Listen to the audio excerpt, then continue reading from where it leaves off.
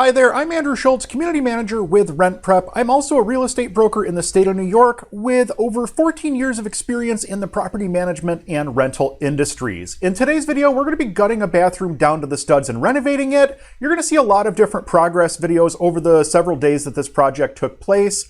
And it's going to give you kind of a good idea as to what it's like to go through and gut a bathroom and rebuild it from scratch. Some of this project went really well, some of it went not so well, and you're going to get to see that as well. But let's go ahead and jump right into it. Before we could go ahead and gut anything in the home, we needed to design and plan out this project a little bit and get some vendors on site to take a look at the job and see what exactly was needed and what the cost of the job was going to be. So the design process on this was not terribly difficult.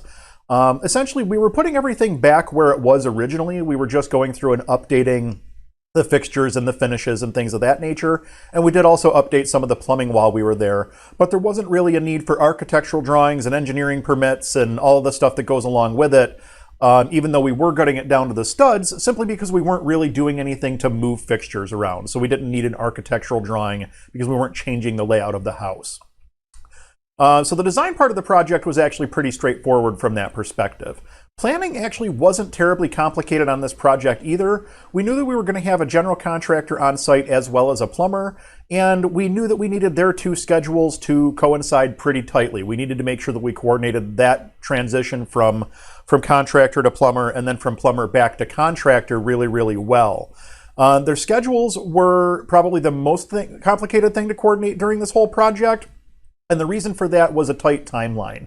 The client had one full and one half bath, so the entire time that this project was ongoing, the client essentially had nowhere to shower. They were going off-site to shower, which is obviously pretty inconvenient. The goal was to minimize the number of days that the client was without their main bathroom, so the main thing that we talked about during the planning was the fact that we wanted to try to keep the timeline tight, as well as the fact that we wanted to try to open up that bathroom a little bit, make it brighter, which is not always the easiest thing to do when you're dealing with a small bathroom, something in the 5 foot by 7 foot range. It's not a lot of space to operate in, and it's not a lot of space to plan around when you're trying to open the space up and make it feel brighter. In addition, we decided that we wanted to keep the existing woodwork and door as they match the woodwork and doors throughout the rest of the home. Eventually, I think the house is going to have all of the woodwork either painted or restained or something along those lines, but for the time being, we opted to just reinstall the existing trim, which helped cut back on our project cost a little bit as well. Once we finished the planning process, it was time to go shopping to determine what level of fit and finish that we were looking for. The hardest part about shopping is making sure that you have a list of everything that you need to shop for before you walk into a Home Depot or a Lowe's or wherever it is that you're going to look for materials. It's very easy to overlook things such as vent covers or cove base. You can ask me how I know, you'll see it later in the project. But at the end of the day, having a good list to shop from is going to make your entire shopping experience a lot easier. Home Depot was the main source of materials for this project, though we did source some materials from other places. For instance, the tub came from a local plumbing supply house because we were having a really tough time finding acrylic tubs that were not damaged or shipped and cracking. It just seems that the way that these tubs get shipped nowadays, it's very easy for them to shift inside the box or turn as they're being shipped, which results in cracks or scratches or things of that nature, which is obviously something you don't want when you're putting a brand new tub into a brand new bathroom. So we actually went to several different supply stores before we finally found a tub at that local plumbing supply house that was in good enough shape for us to say, yes, let's buy this. We looked it over completely before we even took it out of the supply house, checking for cracks, checking for scratches, anything along those lines that would make this a no-go once we got it on site. And then once we found it and we were satisfied with it, we bought it and took it off-site immediately so that we were in control of it and somebody else couldn't scratch it or crack it or anything along those lines. So that's definitely something that took a little bit more time to sort out on this project that we weren't really expecting. Overall, we were going for a relatively standard finish in this bathroom, and Home Depot was able to meet our needs without going to specialty tile shops, specialty flooring stores, things of that nature. We didn't have to run like a specialty lighting shop or anything. All of the fixtures were Moen, and I don't remember who made the light fixtures, but it was available right there at Home Depot. And then in addition, Because we purchased over $2,500 worth of material through Home Depot in one project, we were able to submit the entire project to bid room through the ProDesk, and that actually brought the price of the project down quite a bit as well. I want to say we ended up with somewhere between like a 10 and 15% discount on all of our material purchased through Home Depot because we bulk purchased everything all at the same time on one transaction. So that's definitely a trick that you should keep in the back of your head if you're not using the ProDesk at Home Depot, if you are doing projects like this. You don't have to be a contractor to use ProDesk. You just have to have a couple of projects that are decent enough size that you qualify to use ProDesk. It's not too bad. The only good thing I can say about Home Depot on this project is the fact that materials were more or less available, and they had a lot of the stuff that we were looking for. That said, they managed to screw up just about every other aspect of the materials and everything on this project. The materials delivery on this job was an absolute nightmare, and I can't stress that enough. The job was set up for material delivery direct to the job site, directly to the house a few days before the job was set to begin. We had, I think, 2 items that we needed to go pick up locally. One was the pedestal sink, which you'll see a little bit later, and the other was the tub, which we already talked about. We were fine running to pick up both of those items because of the shipping concerns and things of that nature, but everything else was supposed to be shipped directly to the property, directly to the house a few days in advance. On the day of the scheduled delivery, we found out that Home Depot had apparently just decided to cancel the order altogether. There was some sort of a processing issue after the order was placed on the Home Depot website, and rather than call us to sort the mess out, they just canceled the order. We didn't get an email, we didn't get a phone call, we got nothing. So we discovered that we didn't have any materials on the Friday before the job was supposed to start on Monday. This essentially led to a mad scramble to determine what exactly Home Depot did and what they were shipping to us, what they weren't shipping to us. Part of the order process, the rest of it didn't, like the bulk of it didn't process. It was a pretty decent sized mess. And then at that point, we had to figure out, okay, where are we going to get all this material from? Can we source it locally? How many stores do we have to run to? You know, whatever the case may be. In the end, I think we ended up having to run to 3 different Home Depot stores in our region to purchase different parts of the project building materials. We also had to purchase a different tile for the shower shelf, which you'll see in a little bit, from Lowe's, because Home Depot did not have the tile in stock locally, and it was way into the project before we ever received the tile. We were almost done with the project by the time we received the tile that they had sent to us. And then when they did send us that tile, it was literally shipped in a loose box. I took it just as it was. I didn't even bother to open the box. I took it right back to Home Depot that way. And I told them I refused to open the box because that's how it was shipped to me, and I can literally hear loose tiles rattling around. They didn't even open the box. I don't think the customer service rep wanted to deal with it either. She just did the return, and it was a non-issue. So I will say that we did have an excellent customer service rep at Home Depot when I called ProDesk support, the 800 number. They stayed with me on the phone and basically helped me rebuild the entire canceled portion of the order and help me locate everything in different stores in the region and stuff like that so that we could try to get this project started on time. But honestly, the damage was pretty much done at that point. It took us most of the day that Friday to deal with the Home Depot issue and figure out where we actually needed to go to get our materials. Then we spent a good chunk of the weekend running around to different Home Depot stores and actually getting the materials so that we had them for the job the following week. It was a big headache. The one thing I can tell you from this is always make sure that you plan some extra time when you're sourcing your materials so that you don't run into shipping issues. For instance, there's still a lot of issues with shipping, especially when it's coming from a distributor or somebody else's warehouse or something like that. The inset tile that I had mentioned previously that we had originally sourced from Home Depot for the shower shelf, the delivery date on that changed 3 times before we actually received it, and we didn't receive it until almost the end of the project. So it's definitely worth knowing that you need to spend a little bit more time and plan to spend a little bit more time waiting for materials to actually arrive if you want to have everything on site prior to starting the job. That was pretty critical for us because of the short time frame. We wanted everything on site, or as close to having everything on site as possible. Once we got all of our building materials on site, it was time to actually begin the gut work. Overall, the gut work went pretty well. The existing walls were covered with some sort of a marlite material that was glued over the existing drywall, and it was pretty easy to remove all of that material and get down to the studs. The most complicated part of the gut process, at least in my opinion, was the removal of the cast iron tub. It was an old cast iron tub, and at the end of the day, the only way we were going to be able to get that tub out of the bathroom was to break it up with a sledgehammer into smaller chunks, and basically throwing the chunks out the window and into a scrap bin.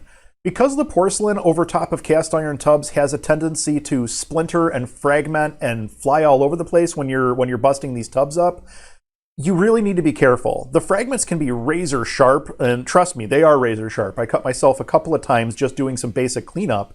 You really have to have head-to-toe skin coverage if you're going to go in and bust up a cast iron tub with a sledgehammer or something like that. And that combined with having the door completely covered so that there wasn't dust getting into the rest of the house made for a very, very hot 5 foot by 7 foot bathroom and a very, very dusty, dirty, sweaty, stinky contractor when all was said and done. We also managed to break the handle on the sledgehammer while we were busting the tub up. And we ended up having to run to the store to grab a new sledgehammer in the middle of that process. So that was kind of an interesting way to do that. We didn't expect there to be tool-related breakages during the job. Anyway, with all the gut work out of the way, it was time to start the renovation itself. The whole process, including the gut, was 7 working days, so there was not a lot of downtime on this job. Pretty much every day there was a lot of stuff happening. The gut was all done in one day on day 1. The tub got busted out the night of day 1 so that on day 2 we were ready to start the actual renovation work. On day 2 we had the plumber on site to stub in all of our plumbing for the toilet, the sink, the shower, everything along those lines.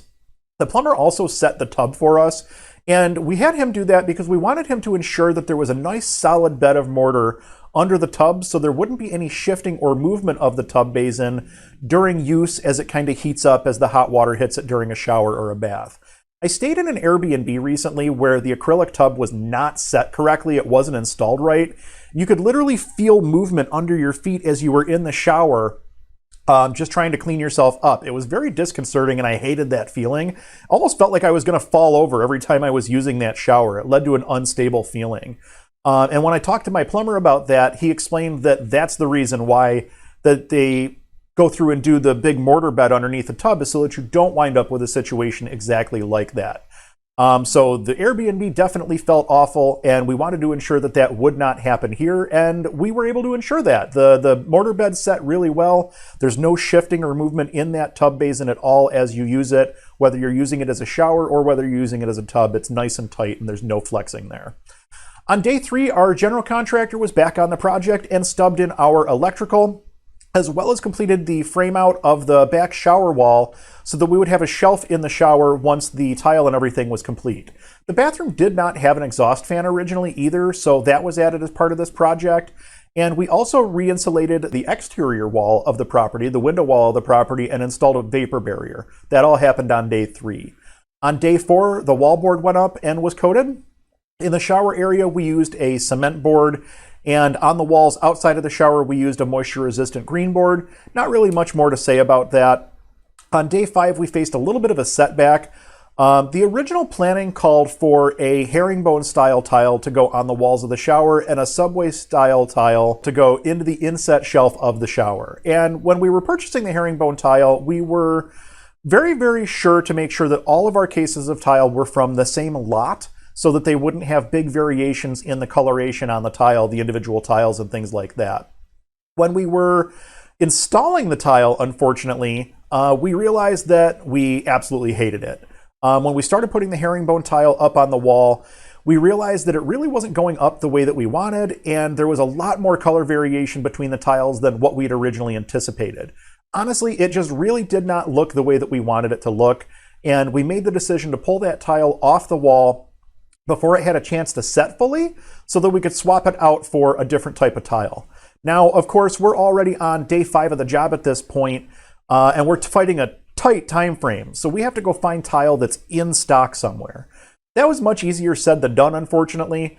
Many of the different tile options out there right now seem to be either out of stock locally or they were an online only, and the shipping delays would have killed the timeline for the project.